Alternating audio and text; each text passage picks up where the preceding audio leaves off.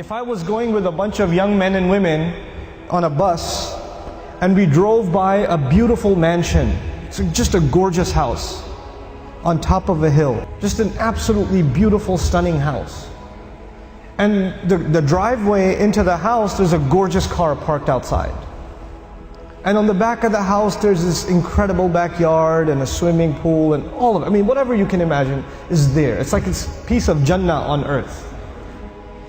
And you see the guy walking into his house. We're driving on this bus and we see this guy walking into his house. And I asked these young men and women, do you think that guy's successful?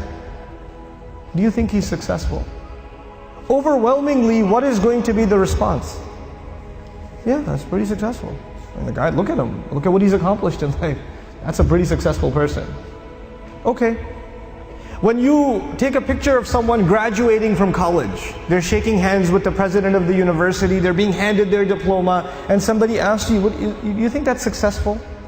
What are people going to say? You know, it's going to be Muslims and non-Muslims. Everybody's going to say that that is a kind of what? Success.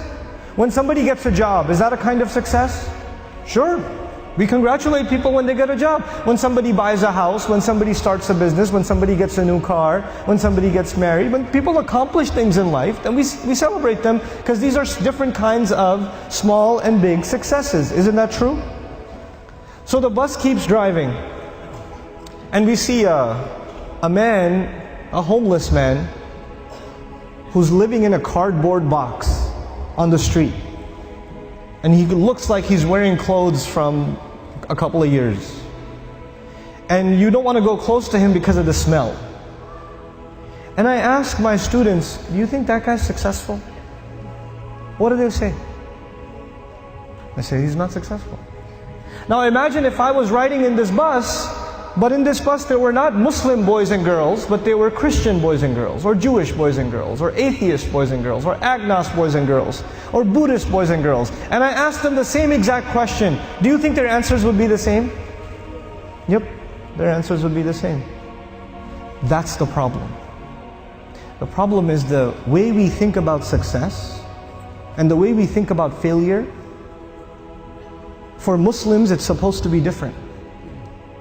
All human beings can see it a certain way, that's fine. They have the apparent view of success and failure. But us, Muslims, Allah has given us clearer glasses.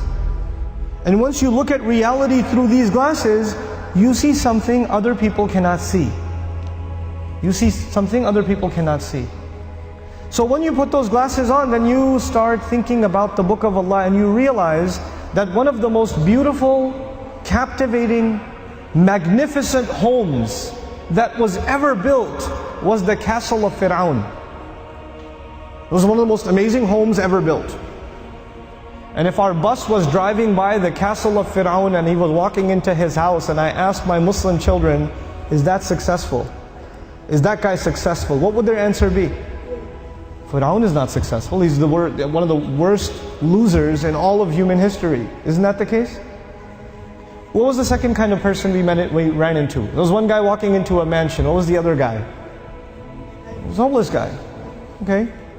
Ibrahim alayhi salam was kicked out of his house. He was told to leave the house. So he's homeless. Well, was he successful? He was. Actually, he's one of the most successful human beings that ever lived. Now the Quran is teaching me that a homeless man is successful and an incredibly wealthy man is what? A failure. You know what the Quran is teaching me? The Quran is teaching me that success has nothing to do with wealth. And failure has nothing to do with poverty. Success and failure are different concepts for us than they are for everybody else.